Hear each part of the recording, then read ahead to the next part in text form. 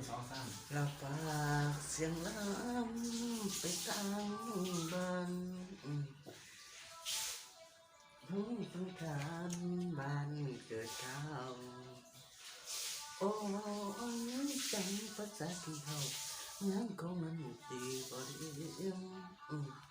พยายามไล่ฟ้ามือขึ้นมีผู้เรือนลอยมาเหยียบสายตาตามเกาะหล่อนยิงสะอ่อน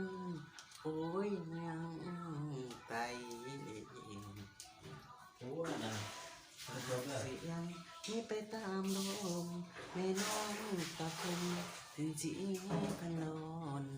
รถไฟที่นานสอนนอนเด็กนันคอนนอนสั่งดอกอันสมเอวกลมสาวโล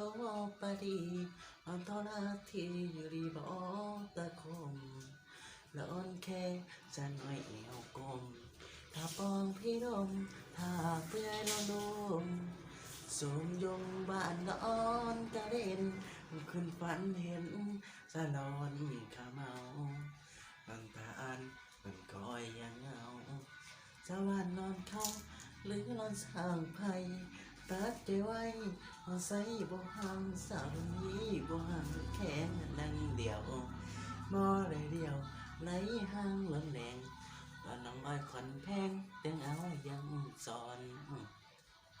ถึงตอนเมื่อบนจงเหลือขอจะน้องเมื่อที่ร้อนคุ้มจนไม่มาละหลักขสมยงนั่งแชมคิ้วกงที่สิวสายคุณเสือจูนนักกระทังกี่นางมาอึดมาอยากเข้าป่า